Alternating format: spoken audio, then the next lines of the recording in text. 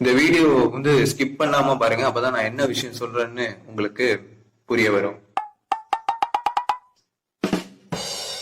அனைவருக்கும் வணக்கம். நான் உங்கள் அருண் மனோஜ்குமார். நீங்கள் பார்த்து கொண்டிருப்பது back on official YouTube channel. இன்னைக்கு நான் பேச போற கான்டென்ட் என்னன்னு பார்த்தீங்க அப்படின்னா, இயக்குனர் ஜித்து மாதவன் அவர்களுடைய இயக்கத்தில் ஃபகத் ஃபாசில் மற்றும் ஒரு 3 பசங்க சேர்ந்து நடிச்சிருக்கிற ஆவேசம் திரைப்படத்தை பற்றி பார்க்க போகிறோம். இந்த படம்லாம் வந்து 3 மாதத்துக்கு முன்னாடி வந்த படம் தான். இதெல்லாம் இந்த படத்தை பற்றி ஏன்ப்பா இப்போ ரிவ்யூ பண்ணுற? இதெல்லாம் அமேசான் பிரைம்லேயும் வந்துருச்சு, டிஸ்னி ப்ளஸ் ஹாட்ஸ்டார்லேயும் வந்துருச்சு. அமேசான் பிரைமில் மலையாளம் வெர்ஷன், டிஸ்னி ப்ளஸ் ஹாட்ஸ்டாரில் பார்த்தீங்கன்னா ஹிந்தி வெர்ஷன், தமிழ் வெர்ஷன் வந்து கூடிய சீக்கிரத்தில் ரிலீஸ் பண்ணிவிடுவாங்க அப்படின்னு சொல்லிட்டு இருந்த கேப்பில் நம்ம டாட்டாக்காரன் நம்ம டாட்டா பற்றி சொல்லணும்னா சொல்லிகிட்டே போகலாம்.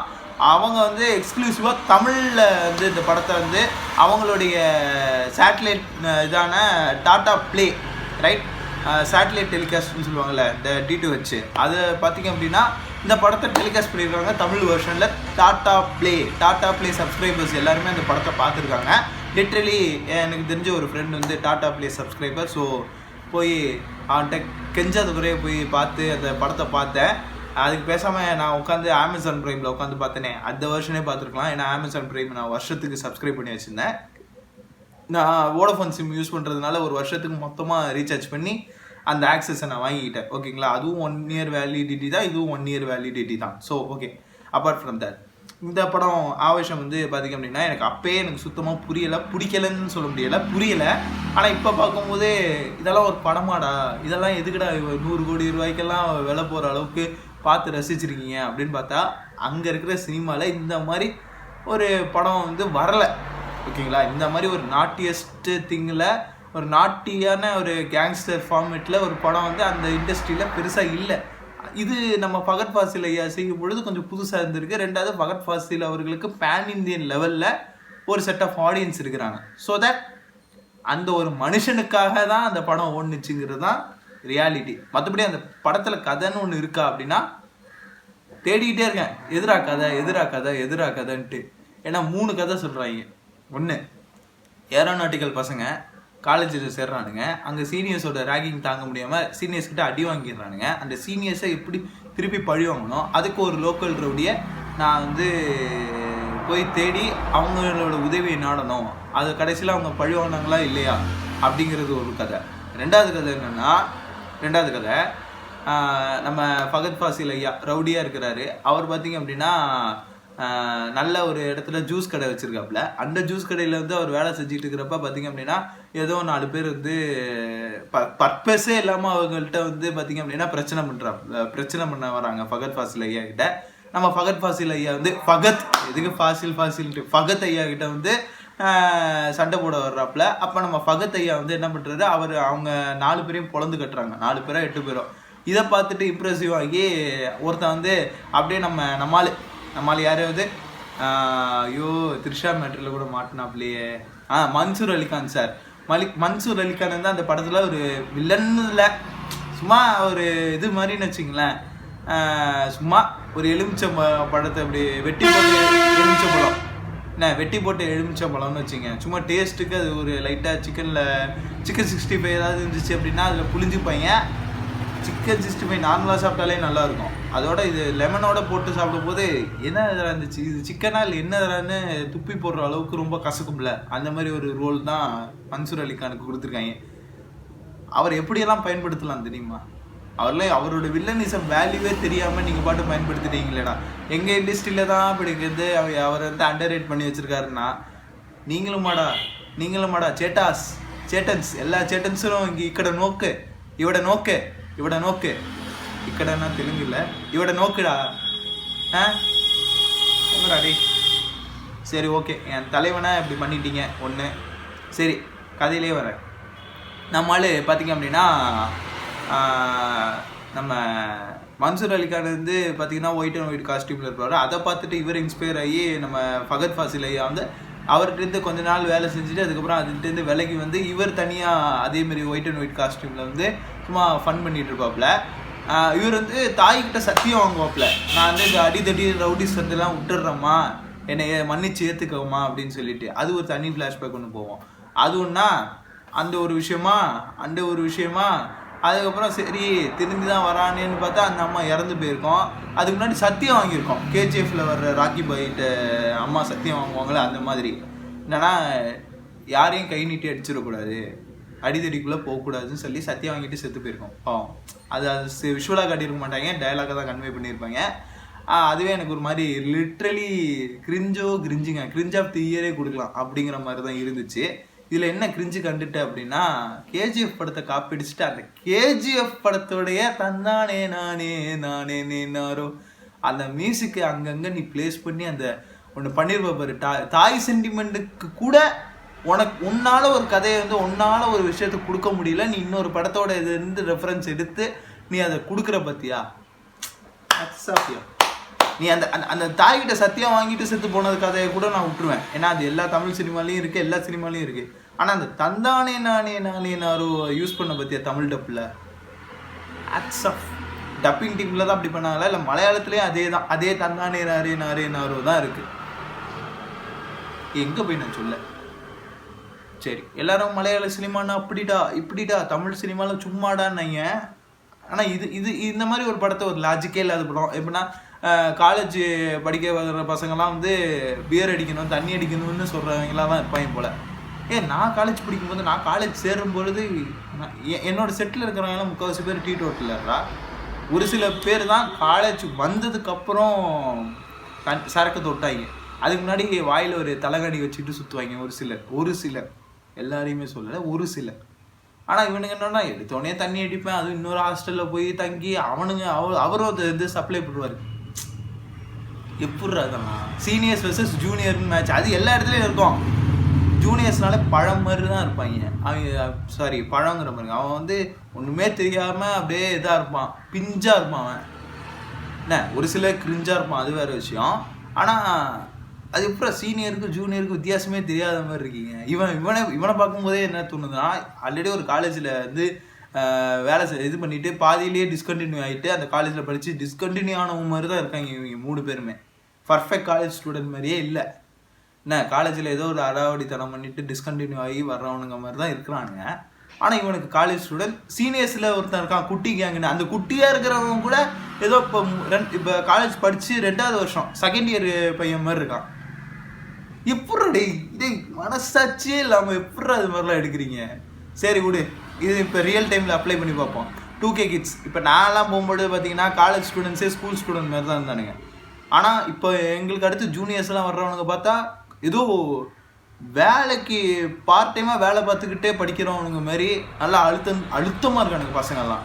இந்த சினிமாலெல்லாம் காட்டுறாங்க இந்த ஹீரோஸ் எல்லாம் 30 வயசில் இருக்கிற ஹீரோ கூட காலேஜ் ஸ்டூடெண்ட்டாக நடிப்பார் ஒரு சில திரைப்படத்தில். ஒரு நடிகர் அப்படி தான் நடிச்சிட்டு இருப்பாப்புல. அந்த நடிகரை பார்க்குற மாதிரியே தான் இருக்கும் எங்கள் பசங்களெல்லாம் பார்க்கும்போது. தட்டியனா இருப்பானுங்க, எல்லாம் பல்காக இருப்பானுங்க. டேய் நீங்கள் சீனியர்ஸாக ஜூனியர்ஸாடான்னு தெரியாத அளவுக்கு இருக்கும். ரொம்ப கேட்டால் அண்ணே 18 வயசு தானே ஆகுது, 18 வயசுலேயே எப்படா இப்படி இருக்கீங்க அப்படின்னா, நான்லாம் 18 வயசு இருக்கும்போதெல்லாம் ரொம்ப ஒல்லியாக ஒரு மாதிரி ஒல்லினா அப்படியே எனக்கே தெரியும் அப்படி இருப்பேன்டா, நோஞ்சா மாதிரி இருப்பேன்டா. எப்பட்றா? அப்புறம் அங்கே காலேஜுக்கு வந்து தான் கொஞ்சம் உடம்பு ஏறினதெல்லாம். இந்த உடம்பெல்லாம் ஏறினது வந்து காலேஜுக்கு வந்ததுக்கப்புறம் லாக்டவுனுக்கு அப்புறம் தான் இந்த மாதிரி உடம்பு ஏறினுச்சு. அதுக்கு முன்னாடி என் உடம்பு வந்து எப்படி இருக்கும் தெரியுமா? நோயாளி மாதிரி இருப்பேன்டா நான்லாம். சரி ஒரு லாஜிக்கே இல்லாத இது ஒரு விஷயம்.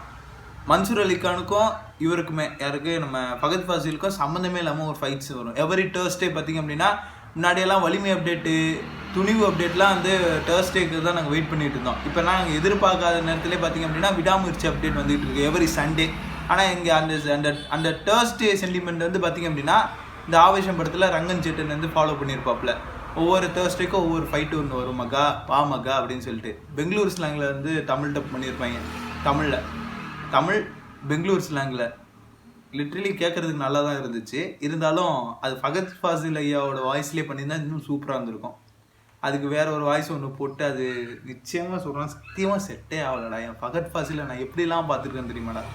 சரி விடு, கதையே இல்லாத ஒரு படத்தில் கதைன்னு ஒன்று உருவாக்கி அந்த கதைக்குள்ளே ஒரு சென்டிமெண்ட்டுன்னு ஒன்று க்ரியேட் பண்ணி அந்த சென்டிமெண்ட்டு வச்சு தான் வந்து ரங்கன் சேட்டன் வந்து அடிதடியை விட்டுட்டு அந்த 3 பசங்களை வந்து தத்தெடுத்து வளர்க்கும் தந்தையாக பெரம்பெல்லாம் வச்சு யூஸ் பண்ணுவாப்புல. அப்போ அந்த ஒயிட் அண்ட் ஒயிட் காஸ்டியூம் இருக்காது, பிளாக் அண்ட் பிளாக் காஸ்டியூமில் இருக்கும். அதோட அந்த படத்தோட கிளைமேக்ஸ் ஒன்று வச்சு ஒன்று பண்ணியிருப்பாங்க. இந்த திரைப்படம் ஒரு நாட்டியஸ்ட் கேங்ஸ்டர் ஃபார்மேட். ஏன்னா நம்ம வந்து மாரின்னு ஒரு படம் நம்ம பார்க்காத ஆடியன்ஸ்க்கு பார்த்தீங்க அப்படின்னா இந்த ஃபார்மேட் வந்து ரொம்ப புதுசு. அவ்வளோ புதுசான ஒரு ஃபார்மேட்டில் மலையாளத்தில் வந்து அதை ப்ரெசென்ட் பண்ணியிருக்கிறது வந்து இட்ஸ்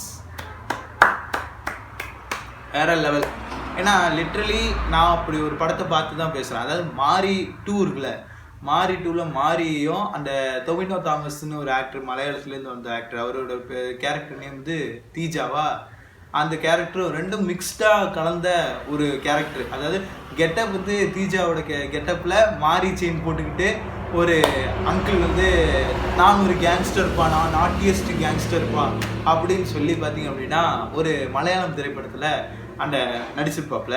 அவன் அந்த படத்தில் ஆவேசமே பட்டிருக்க மாட்டான், எந்த சீன்லேயுமே அவன் ஆவேசப்பட மாட்டான், அழுதுகிட்டு இருப்பான். ஆனால் ஆவேசம் அப்படின்னு சொல்லி இது பண்ணுவாங்க. ஆவேசம்னா என்னப்பா ஓன்னு கத்துறது பேர் ஆவேசம் கிடையாது. என்ன அங்க ஓதடா இங்க ஓதடா அவன் கால ஓட அப்படி கைய ஓட, what is this guys, what is this? சரி, ஓகே, இந்த 3வது விஷயம் நம்ம சொல்லாமல் விட்டுட்டோம்ல, அது சொல்லிடுறேன். அவர் வந்து ஃபஸ்ட்டு ஒரு சம்பவம் பண்ணியிருப்பாப்புல. அது என்னன்னா, அவருடைய காட்ஃபாதராக ஒரு அண்ணன் இருப்பார் போல். அந்த அண்ணனை வந்து கொன்னுடுவாப்புல. அவர் ஒரு இதில் கொன்னுட்டு அந்த வீட்டில் வந்து இருக்கிற கிச்சனில் புதைச்சிருவாப்புல. இப்போ அந்த 3 பசங்க இருக்கானுங்களே, அந்த 3 பசங்க அந்த வீட்டில் தான் தங்கியிருப்பானுங்க. அவருடைய அந்த ஃபேவரட் பைக்கை தான் யூஸ் பண்ணுவானுங்க.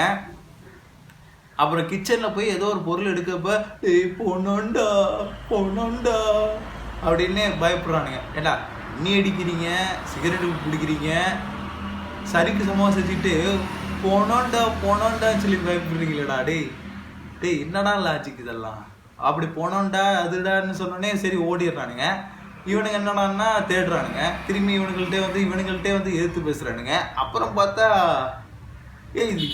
இதில் என்ன சென்டிமெண்ட்டில் எப்படா அதை கொண்டு போகிறீங்க, இது என்ன சென்டிமெண்ட்டுன்னு எனக்கு தெரியல. ப்ளூ சட்டை மாறன்லாம் அந்த படத்தை பாசிட்டிவாக ரிவ்யூ கொடுத்துருக்காப்புல. இதே நம்ம தமிழில் வந்துச்சுன்னா இதெல்லாம் ஒரு படம் ஆடான்னு கேட்பீங்க. அந்த படத்தில் ஏதாவது ஒரு கருத்தாவது இருக்காடா அந்த படத்தில்? படிடா பரமா அப்படிங்கிற ஒரு விஷயத்த கூட மாயாண்டி குடும்பத்தாரில் சொல்லியிருப்பாங்க. அசுரன்லையும் அதை ஸ்ட்ராங்காக பதிவு பண்ணியிருப்பாங்க.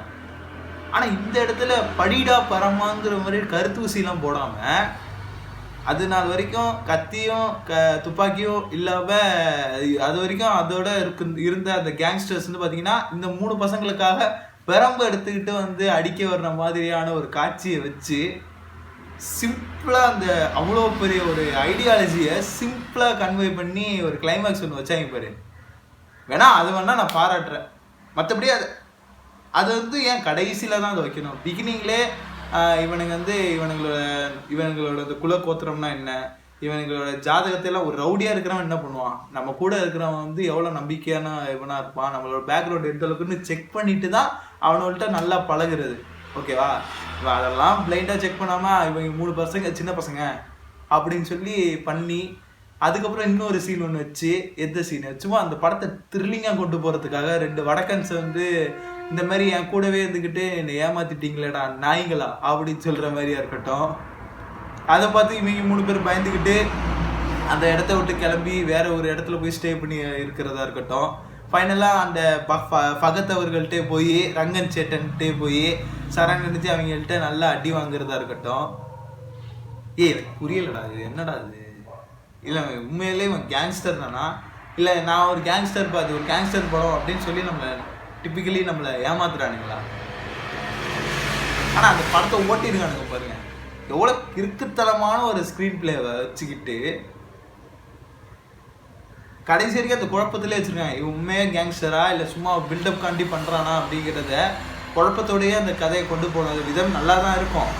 ஆனால் அப்படியெல்லாம் வந்து இது பண்ணும்போது ஒரு சோஷியலாக பண்ணும் பொழுது காலேஜ் பசங்க சரக்கு அடிக்கிற மாதிரியான சீன்ஸே நீ பெரும்பாலும் அதில் வச்சுருக்கிறேன். இதெல்லாம் என்னடா இருக்குது? இப்போலாம் எவனும் காலேஜ் ஸ்டூடெண்ட்டில் இருக்கிறவன் எவனும் சரக்கெல்லாம் அடிக்கிறது இல்லைடா.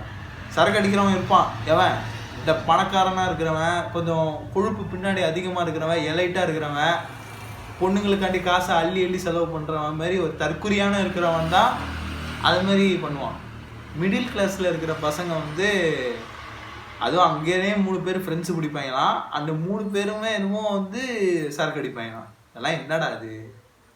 அதெல்லாம் அந்த மாதிரிலாம் எவனும் இல்லைடா. பப்ஜி ப்ரோ உங்களுக்கு பப்ஜி விளையாட தெரியுமா அப்படின்னானுங்க. எனக்கு தெரியாதுன்னா அப்போ நம்மள்ட்ட லைட்டாக விளக்கிட்டானுங்க. உட்காந்து அவன் பாட்டு தனியாக உட்காந்து டி பப்ஜி விளையாண்டுட்டு இருப்பான். பப்ஜி விளையாட தெரிஞ்சா போதும்டா, 4 பேர் சேர்ந்து ஃப்ரெண்ட்ஸ் ஆகிடுவானுங்கடா. ரூம்மேட்டே இல்லைன்னா கூட இன்னொரு ரூமுக்கு வந்து ஃப்ரெண்ட் ஆகிப்பாங்கடா. ப்ரோ உங்களுக்கு செஸ் விளையாட தெரியுமா? எனக்கு விளையாட தெரியும். சரி நம்ம செஸ் விளையாடுவோம். ப்ரோ உங்களுக்கு கேரம் போர்டு விளையாட தெரியுமா? எனக்கு கேரம் போர்டு விளையாட வாங்க. உங்களுக்கு கிரிக்கெட் விளையாடுவீங்களா? வாங்க நம்ம போவோம் அப்படின்னு சொல்லி சீனியர்ஸோட நாங்கள் பழக்கமே இல்லைன்னா கூட கிரிக்கெட் விளாட்றோம், ஒரே டிபார்ட்மெண்ட்டில் ஒரே சீனியராக இருக்கிறவன் கொஞ்சம் அந்த ஒரு இது இருக்கும்ல, ஒரு இன்ஃப்ளூயன்ஸ் இருக்கும்ல, சரி அதை வச்சு நம்ம கிரிக்கெட் விளாடுவோம். நாளடியில் நமக்கு சீனியர் பாண்டிங் நல்லாவே கிடைக்கும். நார்மலாக ஒரு காலேஜில் டிபார்ட்மெண்ட் சீனியராக இருக்கிறத விட ஒரு ஹாஸ்டல் சீனியருங்கிற பாண்டிங் நல்லா இருக்கும்.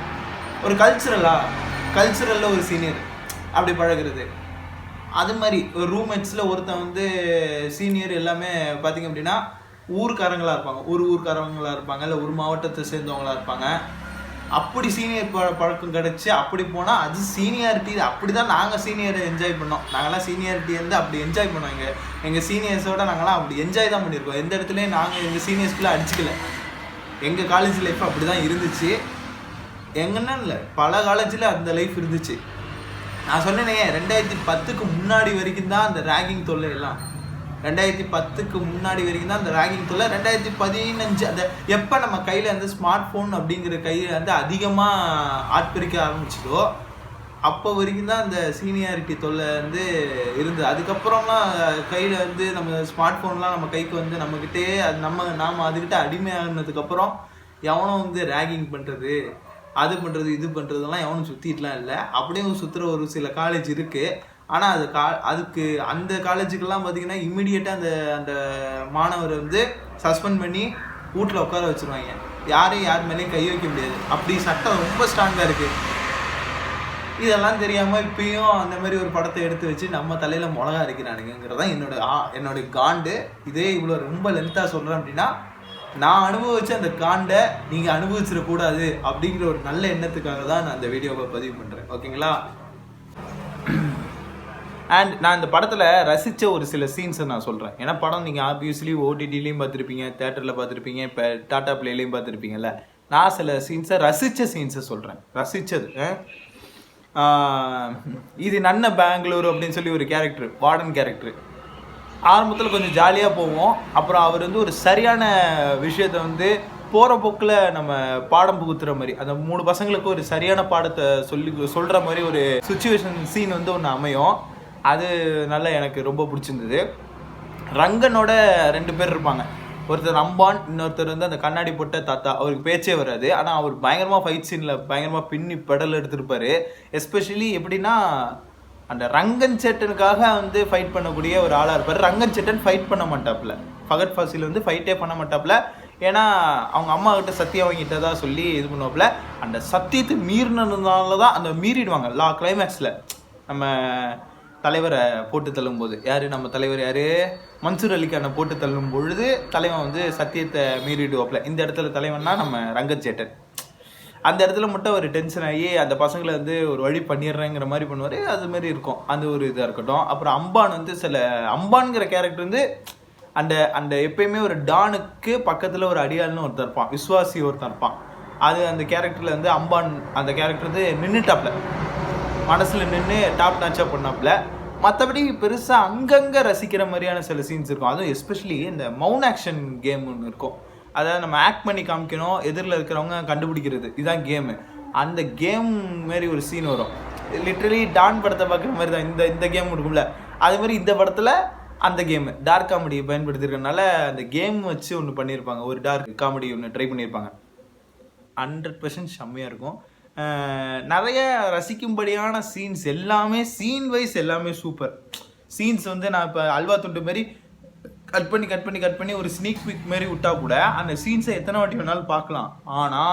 ஆனால் ஒரு ஹோல் மூவியோட கதை ரொம்ப ஸ்ட்ராங்காக இருக்கணும். கதை ரொம்ப கன்வின்சிங்கான ஒரு கதையாக இருந்திருந்தா செம்ம படம் நான் சொல்லுவேன். ஆனால் அங்கே இருக்கிற ஆடியன்ஸ் ஏற்றுக்கிட்டாங்க. இங்கே இருக்கிறது இந்த ஃபகத் ஃபாசில் அவர்களுடைய ஆக்டிங்கு, அந்த ஃபகத் ஃபாசிலோட இருக்கிற கேரக்டரைசேஷனுக்கு மட்டும்தான் ஃபயர் விட்டுட்டு இருந்தாங்க. அந்த 3 பசங்களுக்கு எவனும் ஃபயர் விட்டுட்டு நிற்கல. இதை நான் அடித்து சொல்வேன்.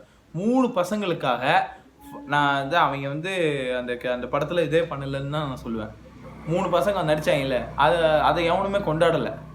என்ன இப்போ லாஸ்ட்டாக ஒரு படம் ரிலீஸ் ஆனிச்சு பிரேம்லுன்ட்டு, அமல் டேவிஸ் அந்த கேரக்டருக்கு தான் ஃபயர் விட்டுட்டு இருந்தாங்க. ஹீரோ ஹீரோயினி அதை விட தாண்டி ஜாஸ்தி ஸ்கோர் பண்ணது அமல் டேவிஸ். அது போல புரியுதுங்களா, எக்ஸெப்ஷன் அந்த மெயினாக இருக்கிற கேரக்டரையும் தாண்டி ஸ்கோர் பண்ணுறதுன்னு ஒன்று இருக்குல்ல. ஆனால் இங்கே மெயின் கேரக்டர் அப்படி 3 கேரக்டரும் அமைதியாக இருக்குது. அந்த கேரக்டரை எவனுமே அப்ரிஷியேட் பண்ணல. அறிமுக நடிகர்கள்ங்கிறதுனால கூட வரவேற்கலாம்ல, நல்லா தான் நடித்தாங்க. ஆனால் அது தூக்கி எல்லாத்தையும் சாப்பிட்டது யார்? ஃபகத் ஃபாசிலோடைய அந்த குரூப்ஸ், செட் ஆஃப் குரூப்ஸ். அதான் இந்த இடத்துல நான் சொல்ல வந்தது மறந்துட்டேன். அதில் சில சாங்ஸ் எல்லாம் வந்து வைரல் ஆனிச்சு. ரொம்ப நாட்டியாக ஒரு கேங்ஸ்டர் வந்து பார்த்திங்க அப்படின்னா நம்ம ஃபகத் ஃபாசில் ஐயா நடிச்சிருப்பாரு. கேங்ஸ்டர் சப்ஜெக்டாகவே இது கம்ப்ளீட்டாக கொண்டு போயிருந்தா இது ஒரு பக்கமான ஆக்ஷன் படம் மெட்டீரியல். ஒரு ஆக்ஷன் படத்தை எப்படியெல்லாம் கன்வே பண்ணி காமெடியாக கன்வே பண்ணி கொடுத்துருக்க முடியுமோ கொடுத்துருக்கலாம். ஆனால் இது அப்படி இல்லை. ஸ்டூடெண்ட்ஸ்க்காக படம் சொல்லிட்டு அந்த ஸ்டூடெண்ட்ஸை எப்படி தப்பாக ப்ரொஜெக்ட் பண்ணி காட்டுறாங்கங்கிறத ஒரு எக்ஸ்பெரிமெண்ட்டாக, லைவ் எக்ஸ்பெரிமெண்ட்டாக. எந்த ஸ்டூடெண்ட்டாவது தன்னை ரேங்கிங் பண்ணாங்கன்னா போய் காலேஜில் இருக்க மேனேஜ்மெண்ட்டில் இருக்கிறவன்ட்ட தான் ஃபஸ்ட்டு சொல்லணும். ஆன்டி ரேகிங் ஃபோர்ஸ்னு ஒன்று இருக்குது, ஓகேவா? காலேஜுக்குள்ளே ஒருத்தர் இருப்பார் கண்டிப்பாக. ஆன்டி ரேகிங்க்கு அதுக்கு ஒரு இன்சார்ஜ் ஒருத்தர் இருப்பார். அவர்கிட்ட போய் சொல்லணும், இந்த மாதிரி இந்த பசங்க வந்து என்ன ரேகிங் பண்ணுறாங்க அப்படின்ட்டு. அவர் முதல்ல அது ஆக்ஷன் எடுப்பார். அந்த ரேகிங் எடுக்கிற ஸ்டூடெண்ட்ஸை வந்து சஸ்பெண்ட் பண்ணுவாங்க. மேபி டிஸ்மிஸ் கூட பண்ணுறதுக்கு வாய்ப்பு இருக்குது, அந்த ரேகிங்கோட அந்த அளவை பொறுத்து, ரைட்? அப்படி ஒன்று இருக்குது. மேனேஜ்மெண்ட் வாரியாக சொல்கிறேன். அதுவும் இவன் சேர்ந்துருக்க காலேஜ் பார்த்தா ஏரோநாட்டிக்கல் இன்ஜினியரிங் காலேஜ். நேராக ஒன்று சொன்னால் போதும், பெரிய சென்சிட்டிவாக மாறும். அந்த குட்டி கேங்காவது ஜட்டி கேங்காவது அவனுங்கெல்லாம் காலேஜ் விட்டு சஸ்பெண்ட் ஆகி வெளில போவானுங்க, கரெக்டாக? ஆனால் இவனுங்களே என்ன பண்ணுறானுங்க, அந்த இன்டர்வலுக்கு பிளாக் முன்னாடி ஒரு ஃபைட் சீன் ஒன்று வரும். இவனுங்க வந்து சீனியர் மாதிரி அந்த சீனியர்ஸை போட்டு அடிச்சுட்டு இருப்பானுங்க ஆளுங்களை விட்டு. நியாயமாக பார்த்தா அந்த 3 பேரை தான் சஸ்பெண்ட் பண்ணணும். அந்த மேனேஜ்மெண்ட்டு என்ன மேனேஜ்மெண்ட்டோ எனக்கு தெரில, சத்தியமாக எனக்கு தெரில. இல்லைன்னா போலீஸ்கிட்ட போகலாம், உங்களுக்கு ரவுடிக்கிட்ட தான் போகணுமாடா. ஏண்டா ஒரு சீனியரும் உங்களை அடிக்கிறான்னா உன்னோட 2 வயசு 3 வயசு சீனியர்னா உன்ன பெரிய புளுத்தியாங்க. இல்லை எனக்கும் தான், நானும் காலேஜ் படிச்சிருக்கேன்டா, நானும் என்சிசியில் இருந்திருக்கேன். என்ன என்சிசியில் இருக்கிறப்ப 1 வயசு மூப்பு இல்லைன்னா ஒரு 2 வயசு மூப்பு உள்ளவங்க தான் சீனியர். அதுக்கு மேலே இருக்கிறவங்களாம் வந்து பாஸ்ட் அவுட்டு சூப்பர் சீனியர்னு சொல்லுவானுங்க. பாஸ்ட் அவுட் எல்லாம் நாங்கள் பெருசாக மதிக்க கூட கிடையாது. சும்மா அண்ணங்குவோம். என்ன ஏதோ யூனிஃபார்ம் போட்டிருக்கானுங்க இவனுங்க கிட்ட தான் மாட்டிக்கிட்டோன்னு சொல்லி 2 வயசு 1 வயசு வித்தியாசம் இருக்கிறவன நாங்கள் சீனியர்னு சொல்லுவோம், கரெக்டாக? அவனுக்கு என்ன டார்ச்சர் கொடுத்தாலும் நாங்கள் வாங்கிட்டு இருக்க மாட்டோம். ஒரு நாள் எனக்கு பிடிக்கலன்னா நம்ம பிடிக்கலன்னு சொல்லிட்டு ஒரு நாள் வந்து லீவு போட்டுருவோம். இல்லைன்னா இல்லை சார் நாங்கள் வந்து வேணும்னே போய் சொல்லுவோம். என்னது, இந்தமாரி காலேஜில் எங்களுக்கு வந்து ஒரு அசைன்மெண்ட் ஒர்க் கொடுத்துட்டாங்க, காலேஜில் இது கிளாஸ் வந்து செமினார் எடுக்கணும்னு சொல்லிட்டாங்க, ஒர்க் ஷாப் ஒன்று கண்டக்ட் பண்ணுறாங்க, ஸோ அதனால் நான் வந்து ஓடி போட்டு இங்கே பரேடுக்கு வர முடியாது அப்படின்னு ஒரு உருட்டுனாலே முடிஞ்சு போச்சு. இதுக்கெல்லாம் எதுக்குடா ரவுடிக்கிட்ட எல்லாமாடா போவீங்க நீங்கள்? இல்லை சொல்கிறேன், ஏரோநாட்டிக்கலில் படிக்கிற நீங்கள் வந்து ஒரு ரவுடியை போய் அப்ரோச் பண்ணுறேன்னு சொல்கிறதெல்லாம் என்ன சினிமாடா அது? சினிமாவில் கூட ஒரு சினிமா வந்தாலும் ஒரு நியாயம் வேணாமாடா? நான் ஏன் என் காலேஜ் லைஃபோட அடாப்ட் பண்ணி சொல்கிறேன்னா, ஏன்னா நான் ஒரு காலேஜ் ஸ்டூடெண்ட்டாக இருந்திருக்கேன். ஏன்னா சீனியர்ஸாக இருக்கிற எவனுமே வந்து பெரிய புளுத்திகள்லாம் கிடையாது. தான் புளுத்தி, தன்னுடைய வளர்த்தின்னு வாழ்கிறவங்க கிடையாது. புடலாங்க தான் வளர்த்தின்னு வாழ்கிறவங்க கிடையாது, ரைட்? ஃபேக்டை புரிஞ்சுக்கோங்க. மோஸ்ட்லி எல்லா சீனியர்ஸும் வந்து முக்கால்வாசி சீனியர்ஸ் வந்து ஜூனியர்ஸை கைட் பண்ணுவாங்க. எனக்கு வந்து சீனியர்ஸ் வச்சு சொல்கிறேன், கைட் பண்ணுவாங்க. ரேகிங் பண்ணுற கேஸெல்லாம் வந்து ஒரு பொருட்டாக கூட எவனும் மதிக்க மாட்டான். ஐயோ சீனியரா பயண்டாங்கிறதெல்லாம் எப்போ 2010க்கு பிஃபோர், அப்போ நம்ம கையில் பட்டன் டைப் இருந்துச்சுல்ல, அந்த காலகட்டத்தில் தான் ஐயோ சீனியர்னா பயம்னு இந்த காலம். இப்போ எல்லாம் போடாமல் மயிராண்டி நான் பெரிய புளுத்தியா நீ அப்படின்னு நேராக வந்து அவன்கிட்டே போய் சட்டையை பிடிச்சி நின்றுறானுங்க. தம்பி போப்பா ஒன்றும் இல்லைன்னு இன்னொரு சீனியர் நம்மளை பிடிச்சி நம்மளை சமாதானப்படுத்துகிறான். ஏன்னா அப்படி இருக்கடா நிலைமை. இன்னும் ஏன்டா அந்த பழைய காலத்து கிரிஞ்செல்லாம் எடுத்து படம்னு வச்சு எங்களோட நேரத்தை ஏன்டா இவ்வளோ வீணடிக்கிறீங்க? இந்த படத்தில் ஒரே ஒரு உருப்படியான விஷயம் என்னென்னா ஃபகத் ஃபாசில் அவர்களோட ஆக்டிங், அவ்வளோதான். அந்த ஆக்டிங்லேயே சில டைலாக் கன்வர்ஷன்லாம் வந்து சுத்தமாக எனக்கு புரியவும் பிடிக்கவும் இல்லை. ஏன்னா என் லாங்குவேஜில் அந்த படத்தை பார்த்தேன் அப்படின்னா மேபி சூப்பர் ஓகே அப்படின்னு இருக்கும். இப்போ விக்ரம் படம்லாம் பார்த்தீங்கன்னா டயலாக் கன்வர்ஷன் சூப்பராக இருக்கும். ஃபகத் ஃபாசில் அவர்களோட வாய்ஸுக்கு அந்த இது டயலாக் கன்வர்ஷன் சூப்பராக இருக்கும். இது வந்து டப்டு வாய்ஸில் போட்டு ஒரிஜினல்லையும் கேட்க நல்லா இல்லை, டப்டுலையும் கேட்க நல்லா இல்லை, சுத்தமாக லாஜிக்கே இல்லாத டயலாக்கை வச்சுக்கிட்டு நடுவில் கன்னடத்தில் பேசிகிட்டு இருக்காங்க. ஏன்டா தமிழ் டப்டுன்னு சொல்லி ரிலீஸ் பண்ணுறேன், நீங்கள் ஏன்டா கன்னடத்தில் எந்த மொழி பெயர்த்துக்கிறீங்க? அதுக்கு டைரெக்டாக கன்னட படமாகவே மாற்றி ரிலீஸ் பண்ணியிருக்கலாமேடா டாடா பிளேல, என்னடா பண்ணுறீங்க அப்படிங்கிற மாதிரி தான் எனக்கு ஃபீல் ஆனிச்சு. ஐ ஃபீல் இது என்னோட ஃபீல் தான். பட் உங்களுக்கும் அந்த மாதிரி ஏதாவது ஃபீல் இருந்துச்சு அப்படின்னா கமெண்ட் பாக்ஸில் நீங்கள் கமெண்ட் பண்ணுங்கள். இது ஒரு சிக்னேச்சர் டைலாக் மாதிரி ஒன்று வச்சுருக்காங்க. அதாவது நம்ம ஃபகத் ஃபாசில் ஐயா வந்து மிரட்ட வருவார். அதாவது இப்போ காலேஜில் ஒரு ஃபைட் நடக்கும்ல, அதுவாக இருந்தாலும் சரி, கிளைமேக்ஸ்லேயும் சரி, ஒரு மிரட்டுவார். இனிமே யாராவது என் பசங்களை வந்து கை வச்சிங்கன்னா, இனிமே என் வழியில் குறுக்கிக்கிட்டீங்களா அப்படிங்கிற மாதிரி டைலாக் ஃபார்மேட்டில் தமிழ்லையும் சொல்லுவார், கன்னடத்துலையும் சொல்ல வருவார். ஃபைனலாக அந்த ஹிந்தியில் சொல்ல வர்றப்போ மட்டும் ஹிந்தி வேணாம் எல்லாருக்கும் புரியும், ஹிந்தி வேணாம் எல்லாருக்கும் புரியும், ஹிந்தி வேணாம் எல்லாருக்கும் புரியும். இல்லை எனக்கு புரியலை. ஏன் தலைவா ஹிந்தி எதிர்ப்புக்கு நீங்கள் போராடிட்டு இருக்கீங்களா கர்நாடகாவில்ன்னுட்டு? பலையாலியா நீ அது நீ செய்யும்போது எவனும் கண்டுக்க மாட்டான்.